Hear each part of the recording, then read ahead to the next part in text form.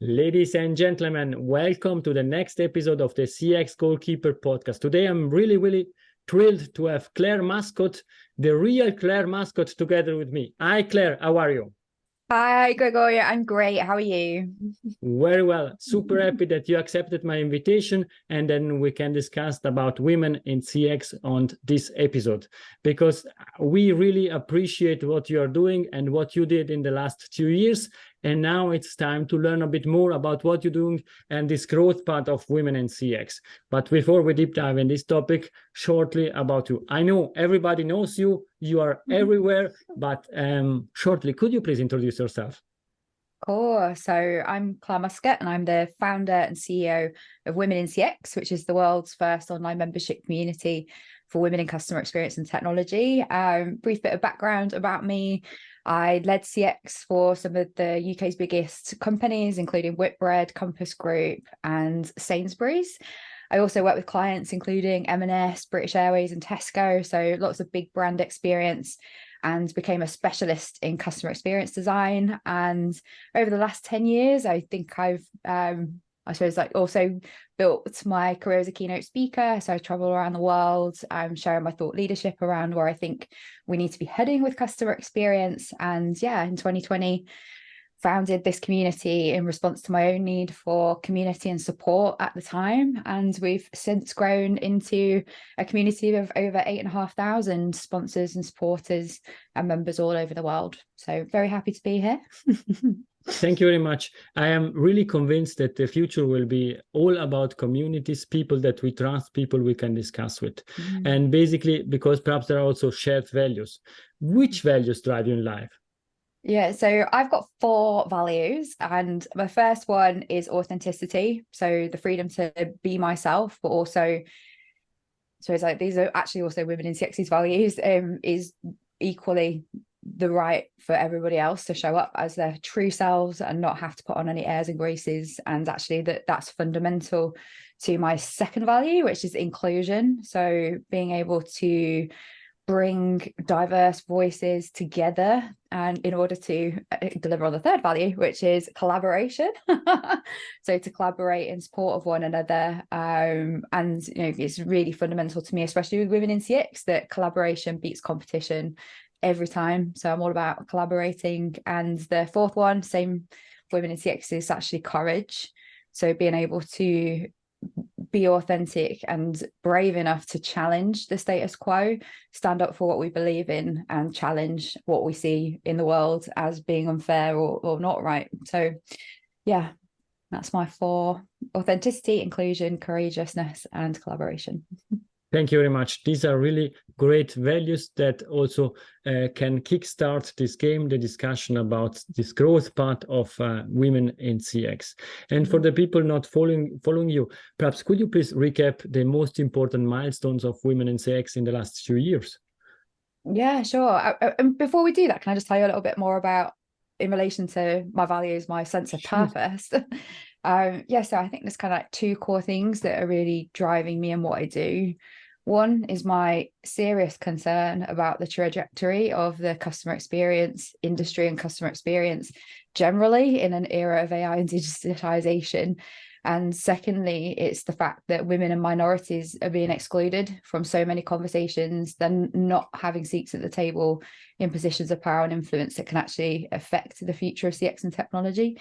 So women in CX community really is an intersection of those 2 things, for me personally, but also for a lot of other people now out there, in being able to bring together diversity of opinion, to challenge the status quo collectively, to bring new insights and ideas through amplifying the voices of women and ensuring that we're being seen and heard alongside the majority of men out there. Because when we look at it statistically, 70% of the workforce are women in customer experience, but only 30% of those are making it into management, which I don't know if you know this fact, but is quadruple the gap of the mainstream in terms of gender equality and balance.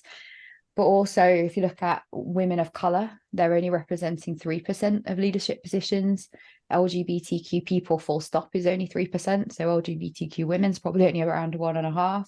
And people with disabilities, whether that's a physical, visible disability or neurodivergence, again, it's only 3%. So when it comes to representation and diversity in building the future of what is becoming an increasingly tech-enabled world, from a customer experience point of view, we're underrepresented. But when we look at technology itself, only 20% of tech professionals are women, only 16% working in AI are female.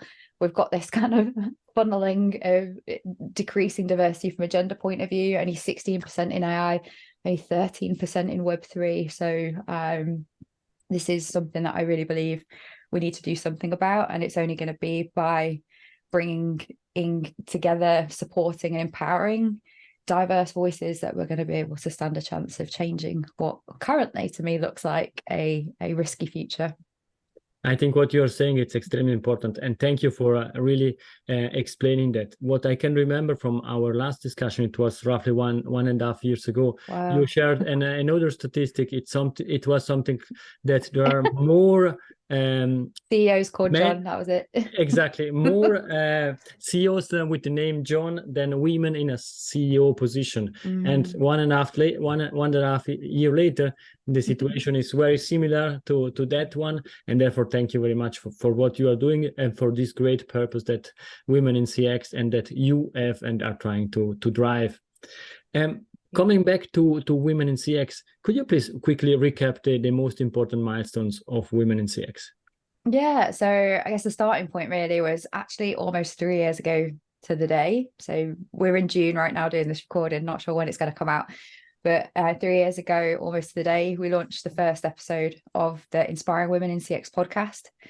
And that was during a time where my business had kind of gone down the pan as a consultant because all my clients were international. So I basically dedicated my life during that time to amplifying the voices of women and using my platform to promote the voices of others, which attracted a wonderful guy. I think you know him, Jonathan Schweier, who works at Arise Gaming now.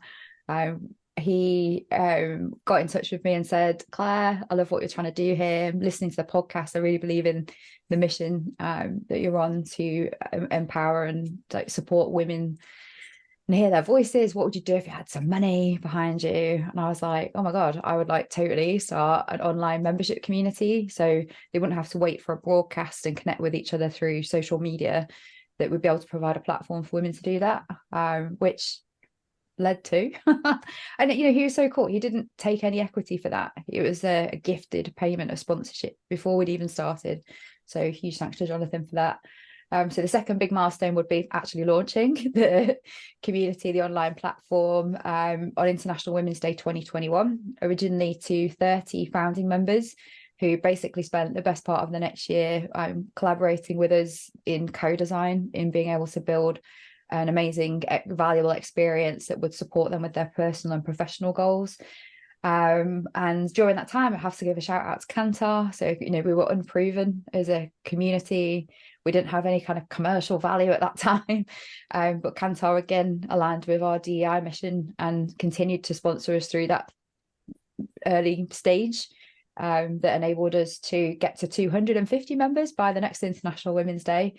At that stage, we recognised we needed to build a space outside of a paid community. So we launched a free community in 2021, which enabled us to get to 2022, which enabled us to get to 7,500 by International Women's Day 2023. Other huge things were we held our first conference last year, the Women in CX Global Gathering in London. It was an absolutely huge success, and we're going to be doing it again October the 10th this year in London with some incredible keynote speakers and workshops again. But it was actually that I don't know if you call this a milestone or not, but we almost went under in January, as in financially ran out of money. Because we'd run this conference, we'd done it for free, and we ended up with basically £20,000 worth of debt at the start of the year. But that kick-started a business plan that we took to Virgin, who then gave us the funding to be able to diversify our revenue streams. So since then, we worked on diversifying our revenue streams. So we're already working on sponsorships, and we're able to work with amazing sponsors like Calabrio and Ultimate AI and Quick more recently. Corporate memberships. So our first big one was with Coal Miner. They brought in 10 of their employees plus 5 of their own customers, which was a huge milestone for us and a direction we're definitely going to continue to go in. We started doing recruitment, so being able to source women for initially it was freelance and contracting roles, but also now working on how do we create a jobs board where employers can find more women to hire into the jobs that they're looking for. Consulting, so we've now got all of these amazing collaborations of freelancers happening where they're collaborating together to win business as a group of women in CX. So independent consultants building their strength and capability and ability to serve wider markets by working together, which is amazing. And also speaker services. So obviously I myself am a professional keynote speaker, but also now helping event organizers source greater diversity for their events. So a big highlight for me this year was getting to go to Chile to be the keynote speaker at CX Day 2023, but also to have all of the keynote speakers at all of the LATAM events this year to be women from our community or paid speaking gigs. So again, huge thank you to people like Mariano for helping us to do that. And yeah, I think the next big milestones are coming up really soon. We're about to launch Women in CX Association, which is going to mean that we've got an association that allies can also join. And we're looking at working on how can we bring men and women together to solve problems as a group, because women cannot do this alone. So that's going to be launching in July. And then in response to understanding the needs now that women have around particularly their professional development, we're going to be launching courses in September this year. So a very exciting road ahead.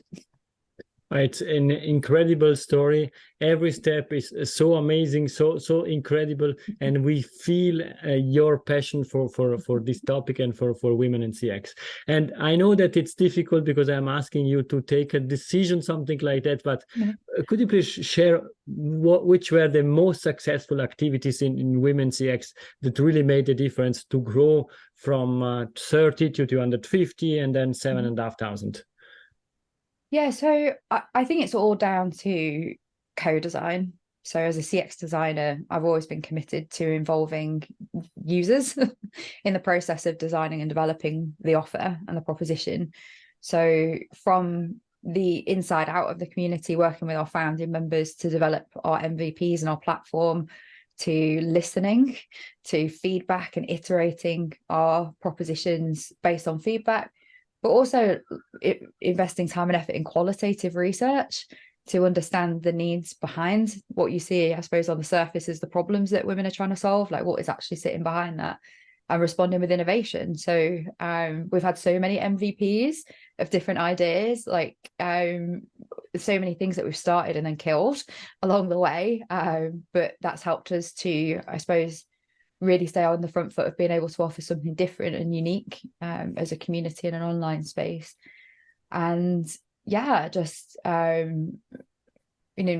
more than listening and responding, but actually proactively responding with innovation. And I think for CX, that is like kind of the next key milestone also that we as professionals need to be taking, not just being reactive to VOC surveys, but actually listening and understanding what problems exist to solve, what are the needs and goals behind those, and how do we respond to those in different ways, perhaps, than just improving what's already there.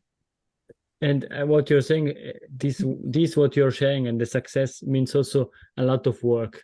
Could you share a bit also of behind the scenes? You mentioned something, for example, at the beginning, struggling, then the conference, the big conference, it was a massive success. I saw a lot of great picture, a lot of people sharing picture. It was a great conference. I learned a lot and so on. But you said you landed with some debt. And therefore, what is the behind of the scene? Well, so behind the scenes is actually a very small team. So I'm constantly getting asked, who does your marketing? Who does your PR? Like, how are you everywhere? But in reality, it's me with my two kind of management team. A big shout out to Meg Coates, who's our head of operations, and Harley Stabler, who's our marketing and communications manager, who've been with me basically from the start, who began as interns and have grown within our operation into the roles they are today. And as a startup business where we've not taken funding from investors, we haven't had the cash flow to be able to recruit experienced people, I guess, into roles to help us drive the business forward. So we basically have worked with paid internships where we take women with zero experience but high potential, amazing like attitudes, and a real desire to want to develop in things like social media and community. And our kind of like BAU operation is basically this rotation of incredible interns that come and join us to get the experience that they need to take their next step in their careers and move on. So actually it's hard work and a huge amount of commitment and effort from a very small group of people, but we've been able to supplement our resources when we've needed to with women in CX freelancers who have expertise in, let's say, when we're creating our surveys. I don't need to personally do that anymore. People are actually better than me at doing that. So we can recruit in a member of the community, pay them to do a temporary piece of work. So Frances Shippery recently did that for us. I don't do Deanna Avis. I think you might have interviewed her. Maybe not. Not yet.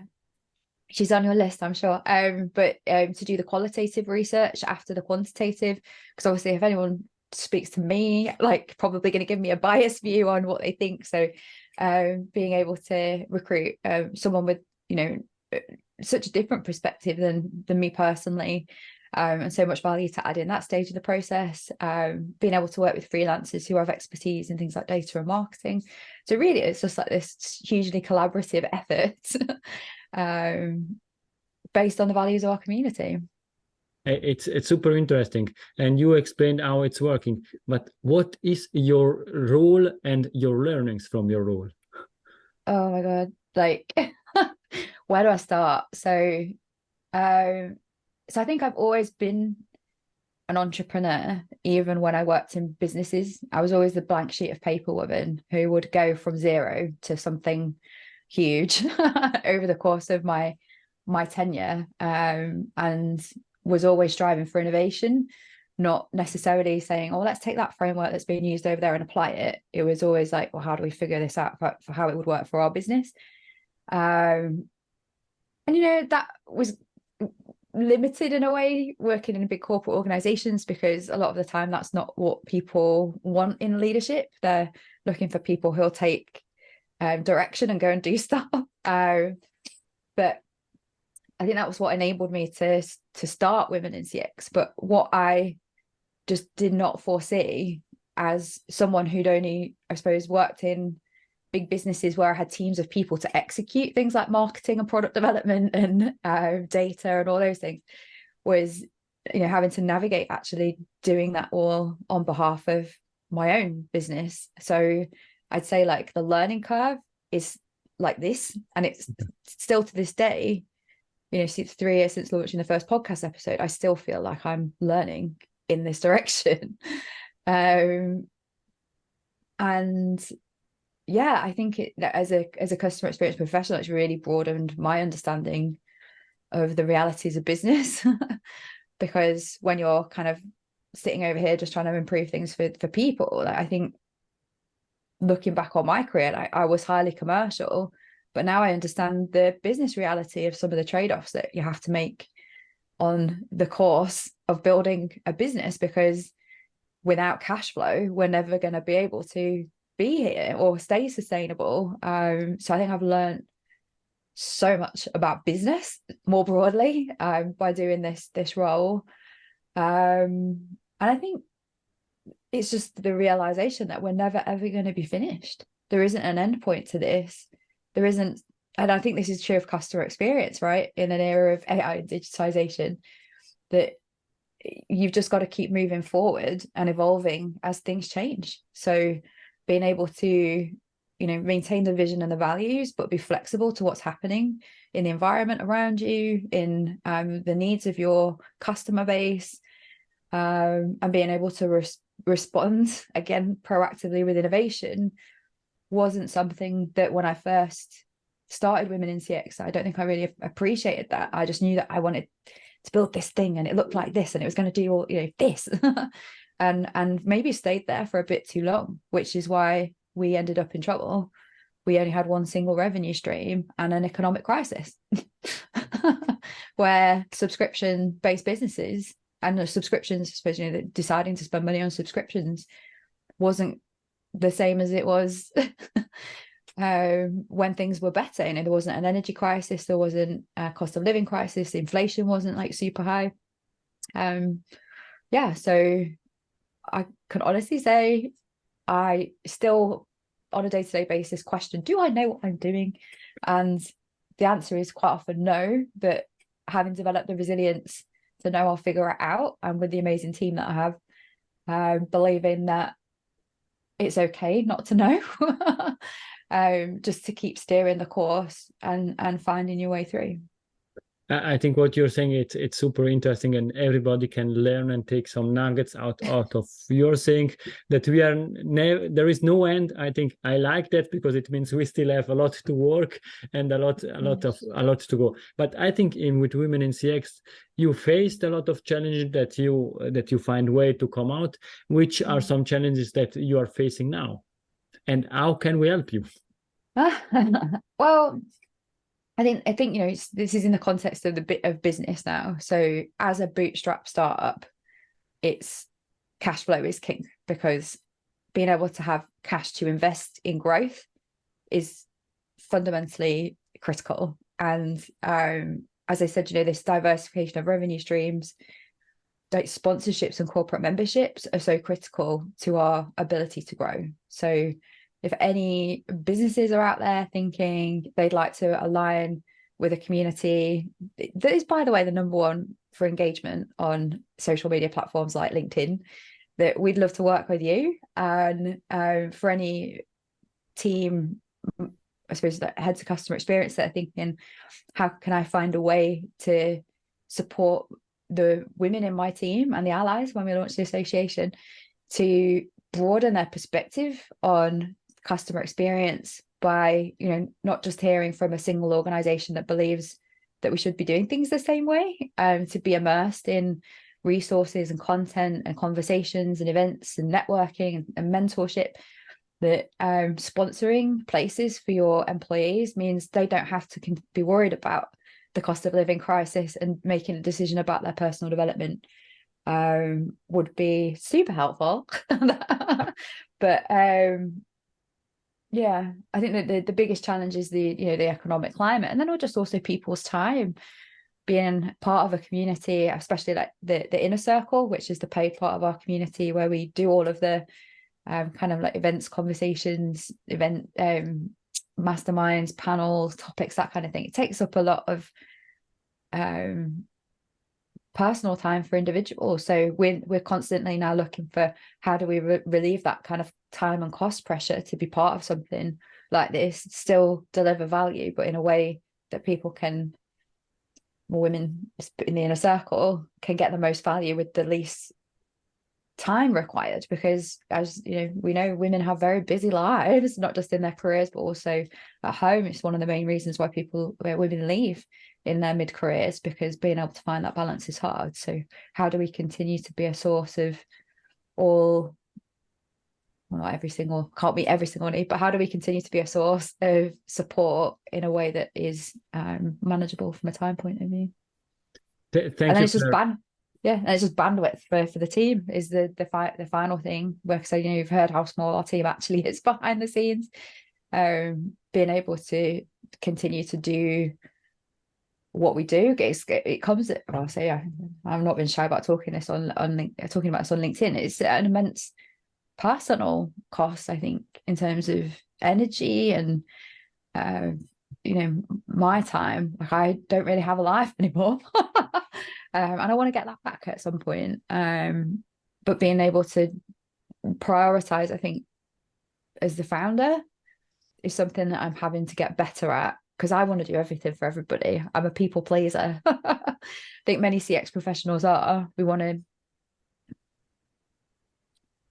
help as many people as we can, But it's incredible what you're saying. I really enjoy that, and I highly recommend all the corporates and business that are listening to this podcast. Please find a way to support women in CX, because what you are doing and what you are saying, and you shared also the behind the scene, and not only the shiny stuff, but really what is the reality. It's something that we need to support. We need to help each other in the CX community. We are here to grow together, and it's incredible what you're doing. Thank you very much, Claire. No, thank you for the chance to do a little shout out as well. Perhaps speaking in general now about communities, how do you see the role of communities in future? So I think what we're seeing already is communities being leveraged for commercial reasons. So particularly in tech and SaaS is the emergence of customer communities themselves. So rather than like women in CX is a group of women trying to solve the problem of gender equality together, that's not a kind of commercial product-led thing. So businesses who have particularly technology products are building community as part of their crossover between marketing and product development. So I think I see the role of communities being the future maybe of research and development, where you're actually in touch with the members of your community who are the users of your product on such a regular basis that they're able to respond to some of the things that at the moment we have to go out and take a long time doing research to do. So I think it will be a more of an optimized way to do research and development. I also think that customer service is going to change with the advancements of communities, particularly again in the tech and product space, because members helping one another to solve problems. At the moment we've just got knowledge bases and FAQ pages and chatbots, haven't we? Like trying to navigate all of that stuff. But actually some of the best communities I've seen out there in the commercial side, they've actually got people helping one another to solve those problems, making suggestions about how they've resolved something or how they've gotten over a roadblock, which in turn is being used to feed back into how do we provide a solution for that, so customers don't have to be asking around about how do you get over this thing. But also I suppose it's like the next generation in depth of engagement, because I don't really talk about why I worry about the future of customer experience, but in an era and an age where we're getting more disconnected from one another, from human connection, in the future I think there's a real role for human connection that communities can help to serve in a way that brands just cannot deliver through broadcast marketing or even social media. So I think it's going to become more important without a doubt in the business's ecosystem of how they serve their customers, how they develop products and services for customers, and how they have deeper, more rich engagement that isn't just what's happening today with loads of algorithms, just testing and learning. Can I get a customer to take an action that benefits the business? That's kind of where we're going at the moment. So I think there's going to be this need for more human connection in the future. Thank you very much. And speaking about the future, in 10 years from now, we are back on the CX Goalkeeper podcast. What are we discussing about? I think the question is if we're still going to be here in 10 years, not as in a human race, but customer experience as a profession, I think, is going to die if we don't do something radically different.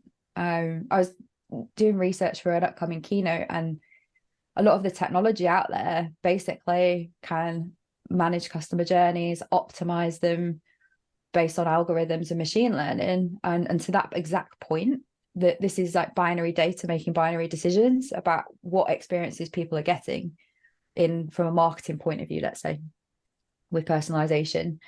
And at the other end, we've got operational efficiency is the reason why we're using data artificial intelligence and machine learning to actually avoid people making contact. So if the customer experience profession doesn't move away from, I think, this obsession with voice of the customer, embedding net promoter scores, trying to change organizational culture, which is just impossible to do, preaching customer centricity, where, I think we've been so misguided about what CX professionals can actually do to alter that.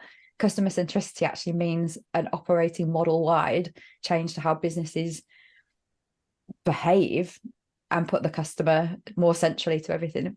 CX teams and CX individuals cannot influence that. That's a business-wide, organizational thing to do. And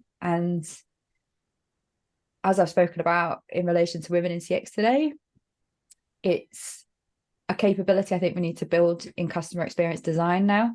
How do we help businesses to understand and respond to future needs of customers? How do we support them with the understanding of the problems to solve so we can help influence priorities? How do we get involved with the digital and technology advances that businesses are going to be making to ensure that they're also considering the human perspective on this? And I think most CX professionals are so far removed from digital and technology, from UX. There's different teams in data and UX and that are working in silos in product and sales and marketing, or even like data analytics that are driving what customer experience is. That's only going to continue. So yeah. Based on what you said, I think I need to change the name of the podcast, but it is something we will well, no, future. But no, yeah, this is something I've thought a lot about and researched a lot about. So I think if we were still here in 10 years, we'd probably be talking about how do we bring human connection back to experiences? How do we undo some of the damage that we've done by progressing in a way that's been purely capitalist? And how do we nurture communities? How do we add value to the societies that businesses serve? I think maybe customer experience is going to evolve into something that's more about how do we maintain human connection, purpose, values, and beyond the functional aspects that are very much focused on today that drive immediate business return. How do we keep business human? I think you are suggesting perhaps something like the connected goalkeeper or something like that. The connected goalkeeper, yeah. I will keep it on the list. Yeah, I don't know, but I think, it's probably running out of time now, but the customer experience, I think, is like, it's bigger than CX now, isn't it? Like, customer experience is an industry, like in a couple of years, it's going to be 32 billion as a technology industry. Like, we can't not see what's coming to do that. So yeah, I think it's going to evolve. And women in CX, we talk about as a movement for human-centered business already.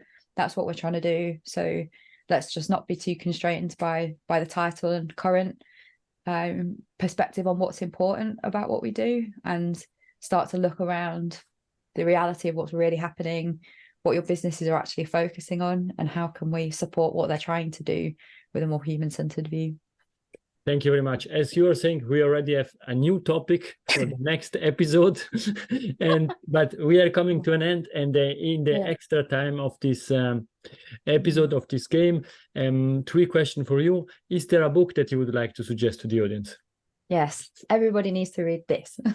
So it's The Halo Effect by Philip Rosenwig. I don't know if I said that right. You're more Germanic than me. Did I pronounce it correctly? I would say yes, and I will put everything in the show notes that people can find it. Okay, yeah. So this is a book about the business delusions that deceive managers and how managers are letting themselves be deceived. So, for example, there are amazing quotes in here about the assumption that employee satisfaction is correlated with business performance, and it's got loads of like facts and data around why those kinds of things just aren't true. So I think to break the CX delusion that we're having at the moment, the halo effect can really help with that. Things like the myth of loyalty are in here, and I think also John Searle's new book, is one worth reading, so that explores some of those things more in the context of customer experience too. Thank you very much. And what's the best way to contact you? Oh, LinkedIn anytime. But for anybody who's looking for information about women in CX, just Google women in CX. We're number 1 on Google rankings. Yay. You'll be able to find out everything about our community, what we do, what we offer there. Thank you very much. And we are coming to the last question. Is Claire's golden nugget it's something that we discussed or something new to leave to the audience? Yeah, I suppose I'd say I think we need to wake up as a profession.